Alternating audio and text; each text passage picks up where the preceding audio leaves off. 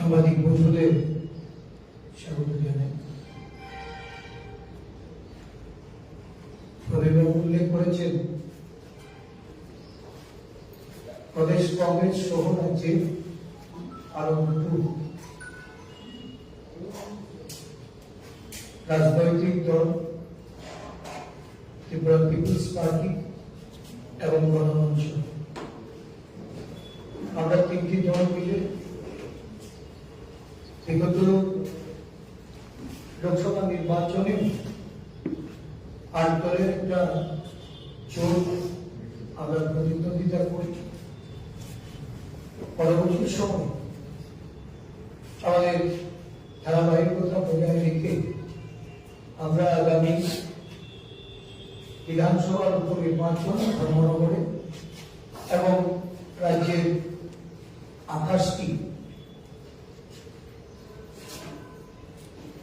ত্রিপুরা উপজাতি স্বশাসিত জেলা পরিষদ নির্বাচনে মিলেমিশে নির্বাচন করার জন্য সিদ্ধান্ত গ্রহণ করে। এই নির্বাচনগুলি দেশের বর্তমান অবস্থা, রাজনৈতিক,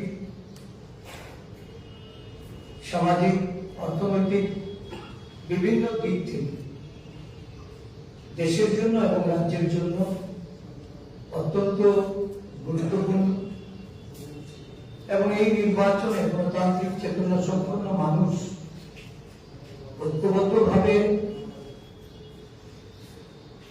শাসক দলের মোকাবিলা করার জন্য সিদ্ধান্ত গ্রহণ করে আগামী 9 এপ্রিল ধর্মনগরের উপনির্বাচনে আমরা নির্বাচনী লড়াই করব এবং 12 এপ্রিল 28টি উপজাতি সংরক্ষিত এলাকায় যে নির্বাচন অনুষ্ঠিত হচ্ছে, এই 28টি আসনে আমরা লড়াই করব। এই রাজ্যে গণতান্ত্রিক বাতাবরণ এটাকে বিষিয়ে তুলেছে শাসক। এটা নতুন কিছু নয়। নির্বাচনের নামে প্রহসন, অর্থনৈতিক ভাবে নির্বাচনে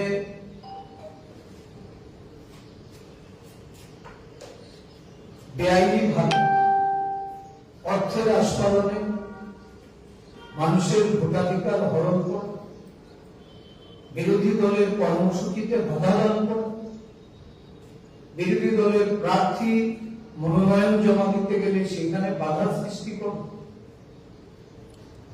বিরোধী দলের প্রার্থী সহ কর্মীদের বাড়ি বাড়ি দিয়ে হুমকি দিয়ে তাদেরকে মনোনয়ন প্রত্যাহার করার ঘটনা এই রাজ্যে বিগত 8 বছর ধরে মানুষ প্রত্যক্ষ করেছে। এই প্রশাসনাত্মক ভূমিকা বেশ কিছু রাজনৈতিক দল আজকে ঐক্যবদ্ধ হয়ে তার মোকাবেলা করার লক্ষ্যে এক ছাতার নিচে এসে এই লড়াইয়ে অবতীর্ণ হওয়ার জন্য সামিল হয়েছে।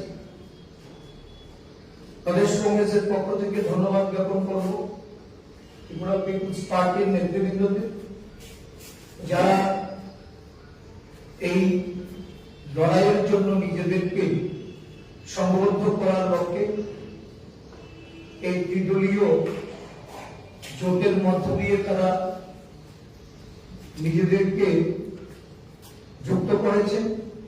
সাথে গণমঞ্চ সম্পূর্ণভাবে কোন রকম আগাম শর্ত না রেখে আজকে এই 3টি দল রাজনৈতিক এই নির্বাচনী যুদ্ধে অবতীর্ণ হয়েছে। আমি গণমঞ্চের নেতৃবৃন্দদের প্রদেশ কংগ্রেসের পক্ষ থেকে ধন্যবাদ জ্ঞাপন করছি। সাথে সাথে এই লড়াইটা যেন আরো বেশি করে জনগণের কাছে বার্তা হিসেবে আমরা পৌঁছে দিতে পারি। বিভিন্ন শুভবুদ্ধি সম্পন্ন মানুষ, বিভিন্ন বড় সংগঠন, রাজনৈতিক ভাবে সচেতন সমস্ত অংশের নেতা কর্মীদের কাছে আমাদের আহ্বান থাকবে কমিশনের পক্ষ থেকে যে প্রশাসক নির্বাচনকে রোধ করার জন্য, এই নির্বাচনে সাধারণ মানুষের ভোটাধিকার প্রয়োগের ক্ষেত্রে, গণতান্ত্রিক রায় প্রদানের ক্ষেত্রে যে কোনো ধরনের প্রতিকূলতা কাটিয়ে আমরা যেন এই নির্বাচনকে সুষ্ঠুভাবে সম্পন্ন করতে পারি। দেশের নির্বাচন কমিশন, রাজ্য নির্বাচন কমিশন যারা এই নির্বাচন পরিচালনা করবেন তাদেরকেও আমরা এই বিষয়ে সতর্ক করতে চাই যে আমাদের রাজ্যের নির্বাচনী পরিবেশটাকে যারা বিষিয়ে তুলতে চায়, যারা এই নির্বাচনগুলিকে প্রশ্নাত্মক নির্বাচনে সাধারণ মানুষের ভোটাধিকার কেড়ে নিয়ে একতরফাভাবে জয়ী হতে চায়, তাদের বিষয়গুলি সম্পর্কে তারা যেন প্রয়োজনীয় পদক্ষেপ বা যথাযথ পদক্ষেপ, সময়োপযোগী পদক্ষেপ তারা গ্রহণ করেন। আমরা এই তিনজনের পক্ষ থেকে নির্বাচন কমিশন দৃষ্টি আকর্ষণ করব। আমি অনুরোধ করব যে আজকের এই সংবাদ সম্মেলনে আমাদের মধ্যে উপস্থিত টিভিটির পক্ষ থেকে আমাদের যিনি প্রতিনিধিত্ব করছেন করিমবাবু, আপনি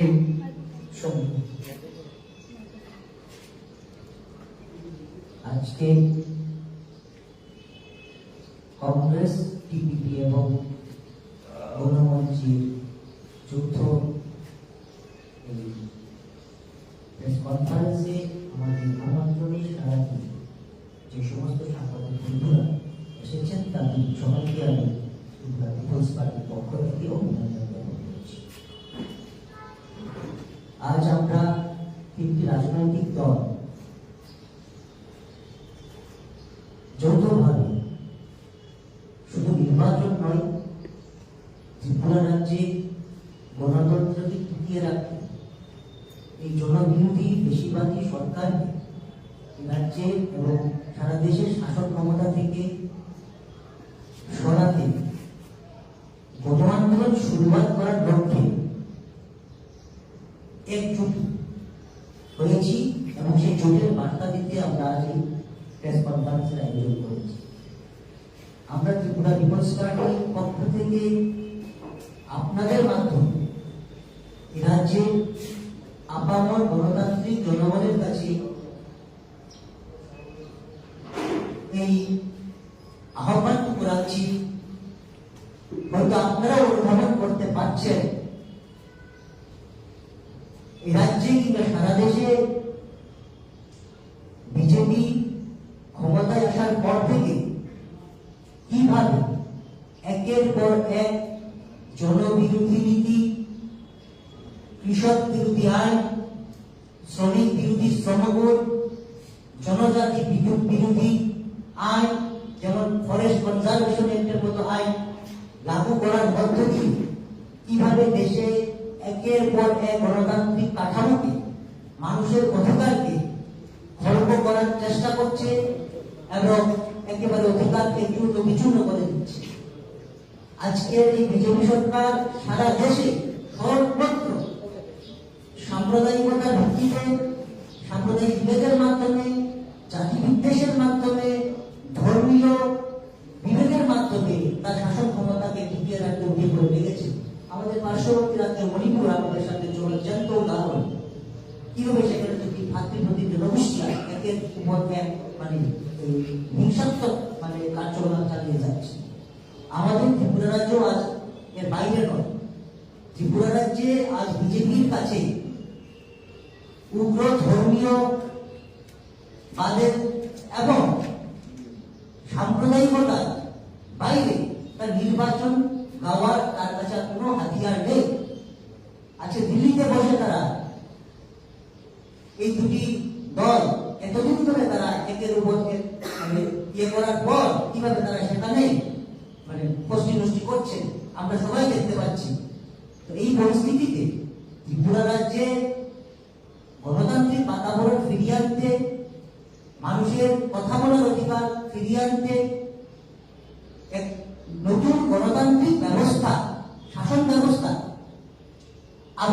আনার লক্ষ্যে এবারে ধর্মনগরের উপনির্বাচন এবং সামনে ডিভিসি নির্বাচনে আপনারা সবাই গণতন্ত্রের পক্ষে সাম্প্রদায়িক এবং ফেসিবাদী বিজেপি ও তার সহযোগী শক্তি গুলোর বিরুদ্ধে ভোট দিয়ে নির্বাচনে আমাদের জয়যুক্ত করবেন এই আহ্বান রেখে এবং গণতান্ত্রিক শক্তিকে মজবুত করার অনুরোধ রেখে আমি আমার বক্তব্য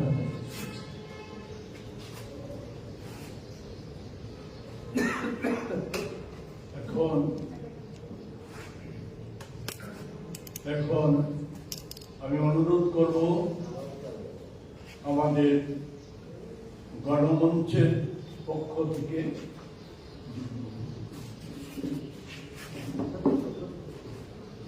আমাদের গণমঞ্চের সাধারণ সম্পাদক প্রদ্যোৎ নারায়ণ মজুমদারকে কিছু বলার জন্য। ধন্যবাদ। উপস্থিত সাংবাদিক বন্ধুদের শুভেচ্ছা জানিয়ে আমি গণমঞ্চের পক্ষ থেকে আসন্ন নির্বাচন এবং এডিসি নির্বাচনকে কেন্দ্র করে আমাদের আজকে এখানে যে দলীয় জোট তৈরি হয়েছে সে ব্যাপারে আপনাদের সঙ্গে বিষয়টি কথা বলব। আমাদের রাজ্যে আজকে সবচেয়ে বড় প্রশ্ন যেটা সুস্থ স্বাভাবিক গণতান্ত্রিক পরিবেশ বজায় আছে কিনা সাংবাদিক বন্ধুরা আপনারা ভালো জানেন। আমরাও বিভিন্ন জায়গাতে লক্ষ্য করেছি মানুষের অধিকার নিয়ে কেউ কথা বলবে আর ওর আক্রমণ হবে, এটা কোনো সুস্থ সামাজিক গণতান্ত্রিক পরিবেশ নয়। ধর্মনিরপেক্ষ ভারতবর্ষে ধর্মের নামে বিভাজন বৈষম্য এবং ধর্মের নামে মানুষের উপর আক্রমণ এটাও কাম্য নয়। আজকে যে সরকার এখানে প্রতিষ্ঠিত হয়েছে তাতে সবচেয়ে উল্লেখযোগ্য ভূমিকা গ্রহণ করেছে রাজ্যের আপামর পিছিয়ে পড়া জনজাতি অংশের মানুষ, শিডিউল কাস্ট এবং ওবিসি অংশের মানুষ। ভীষণ ডকুমেন্টসে না বললেও রাজ্যের আজকে শাসক গোষ্ঠী ক্ষমতা আসার আগেই তাদের একটা ওবিসি কনভেনশন থেকে তারা প্রতিশ্রুতি দিয়েছিল যে আমরা ক্ষমতায় বসলে প্রথম পিরিয়ডে আমরা সংবিধানের 31 গ ধারা মোতাবেক রাজ্যের ওবিসি জনগণকে আমরা শিক্ষা এবং চাকরিতে সংরক্ষণ আইন পাশ করব। কিন্তু আজকে দীর্ঘ 8 বছর পেরিয়ে গেল এখন পর্যন্ত ওনারা একটা পদক্ষেপ নেননি। ব্যাপার আমরা বহুবার রাজ্যের ওবিসি কল্যাণ দপ্তরের মন্ত্রীর কাছে চিঠি দিয়েছি, ওনাদের আমাদের সঙ্গে দেখা করবার সময় নাই। জনগণের ওবিসি অংশের মানুষের অবস্থা জানবার আমাদের সময় নেই, আমরা এত জনকল্যাণে ব্যস্ত। এমনকি স্টাইপেন্ড স্কুলে এবং কলেজে ইউনিভার্সিটিতে স্টাইপেন্ড বুকলেট পাবে সেগুলো ঠিকমতো দেওয়া হচ্ছে না। তদুপরি মানুষের স্বাভাবিক জীবনযাত্রা এবং রাজ্যের মানুষের সম্পত্তির যে গ্যারান্টি দেওয়া আছে সংবিধানে, মানুষের সেই সম্পত্তি রক্ষা যে অধিকার সেই অধিকারটুকু আজকে বঞ্চিত হয়ে যাচ্ছে। সুতরাং রাজ্যে সার্বিক সুস্থ গণতান্ত্রিক পরিবেশ রক্ষা করার জন্য আমরা আজকে দেশের সবচেয়ে প্রাচীন এবং ভারতবর্ষের সবচেয়ে বড় ধর্মনিরপেক্ষ দল কংগ্রেসের সঙ্গে আমরা সহযোগিতায় নেমেছি। কারণ সারা ভারতবর্ষে একমাত্র কংগ্রেসই দেশকে অখণ্ড রাখতে সক্ষম।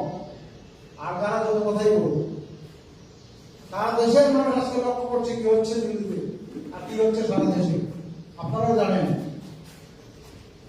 সুতরাং আমরা আশা করব এই রাজ্যের মানুষের সুস্থ জীবনযাত্রা, স্বাভাবিক জীবনযাত্রা রক্ষার জন্য আগামী নির্বাচনে যাতে মানুষ স্বচ্ছন্দে নির্ভয়ে স্বাভাবিকভাবে ভোট দিতে পারেন সেই অধিকারটুকু সুরক্ষিত করার জন্য আমরা হয়েছি এবং অন্যান্য দলগুলো ঐক্যবদ্ধ হওয়ার জন্য যোগাযোগ করছে। সুতরাং এই ব্যাপারে আমি আর বিস্তারিত কিছু বলবো না, এটুকুই বলবো রাজ্যের সার্বিক শান্তি রক্ষার জন্য এবং সাম্প্রদায়িক বিচ্ছিন্নতাবাদী শক্তির বিরুদ্ধে জনগণের ঐক্যবদ্ধ শক্তিকে আরো সুদূর প্রসারী শক্তিশালী শক্তিরূপে আত্মপ্রকাশ করার জন্য আমরা এখানে ঐক্যবদ্ধ হয়েছি। সবাইকে ধন্যবাদ।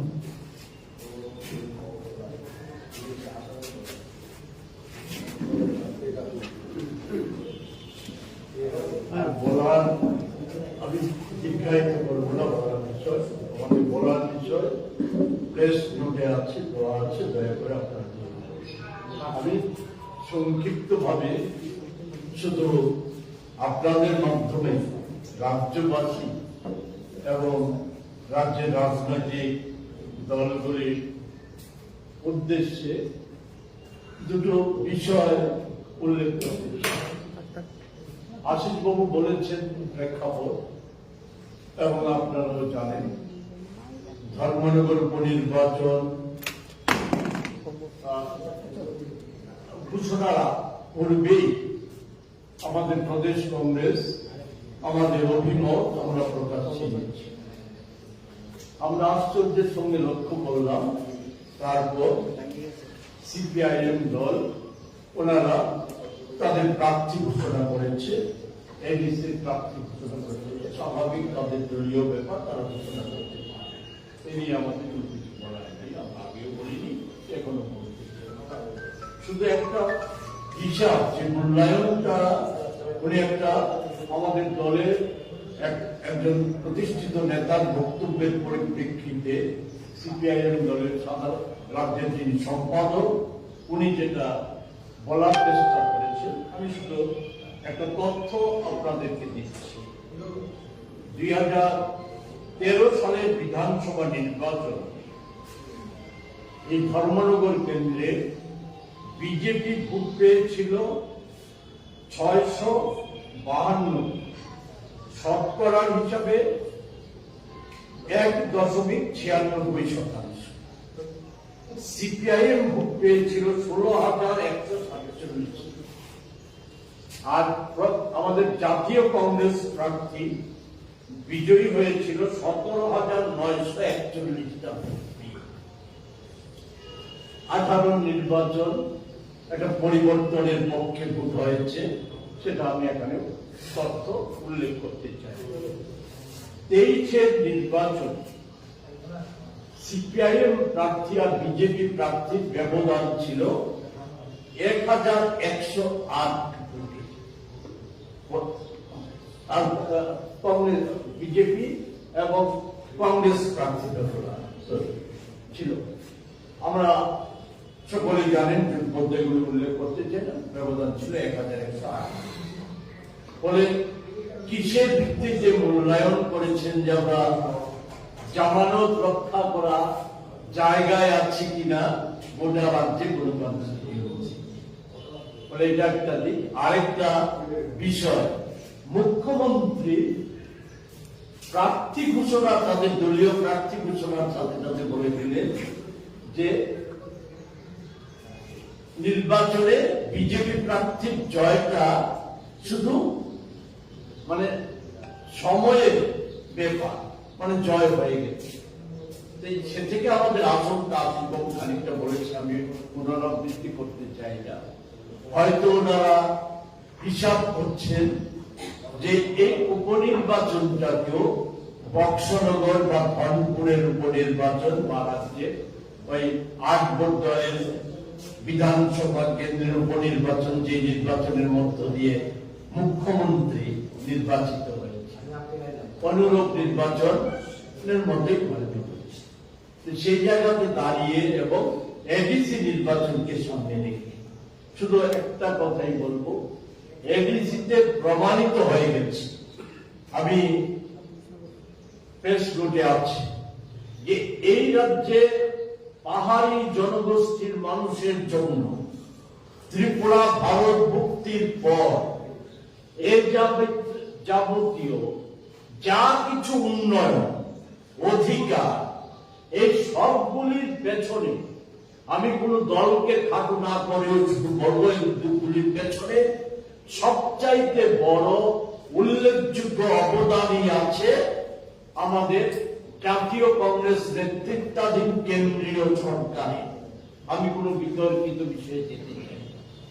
18 সালে পূর্ববর্তী সেই জায়গায় দাঁড়িয়ে এডিসিতে এই সময়ে যারা শাসন ক্ষমতায় আছে তার পূর্বে যারা অধিকাংশ সময় এডিসি পরিচালনা করেছিল তাদের কিছু ইতিবাচক কাজকে আমি উপেক্ষা না করেও যেটা বলবো যে সুযোগগুলি, বিশেষ করে যে স্বপ্ন নিয়ে শ্রীমতী গান্ধী সংবিধান সংশোধন করে ষষ্ঠ তফসিল মোতাবেক এডিসি গঠন করেছিল, বা ইউপিএ সরকারের সময়কালে আমাদের প্রধানমন্ত্রী, তৎকালীন প্রধানমন্ত্রী ডক্টর মনমোহন সিং গোটা দেশের আদিবাসীদের কল্যাণের প্রশ্নে এবং আমাদের রাজ্যেও কল্যাণের প্রশ্নে যে কর্মসূচিগুলি প্রণয়ন করেছিল, এগুলি যথাযথ রূপায়ণের ক্ষেত্রে দুর্বলতা ছিল। একে অস্বীকার করার কোন সুযোগ নেই।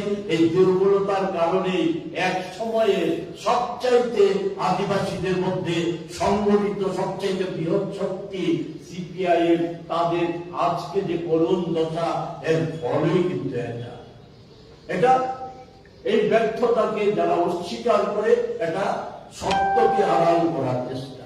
সেই জায়গায় দাঁড়িয়ে শুধু আবেদন করব যে আজিমবাবু বলেছেন ভোটাধিকার প্রয়োগ করা, অন্যদিক থেকে আবেদন করব যে আদিবাসী জনগোষ্ঠীর মানুষ গত 2.5-3 বছর যাবৎ নতুন করে তাদের মধ্যে একটা উপলব্ধি এসেছে। যে উপলব্ধিটা হচ্ছে এই, যদি প্রকৃত অর্থে আদিবাসীদের অধিকার সুরক্ষা এবং একে এগিয়ে নিয়ে যেতে হয়, তাহলে জাতীয় কংগ্রেস নেতৃত্বাধীন আমাদের এখানে যেমন এডিসি গঠন করতে হবে, তেমনি এই জাতীয় কংগ্রেসের হাত দ্বারার সাথে নিজেদেরকে যে সম্পর্কিত করা এই প্রয়াস শুরু হয়েছে, এটা নানা প্রতিকূল, নানা প্রতিবন্ধকতা কাটিয়ে আদিবাসী জনগোষ্ঠীর মানুষ সামিল হচ্ছে।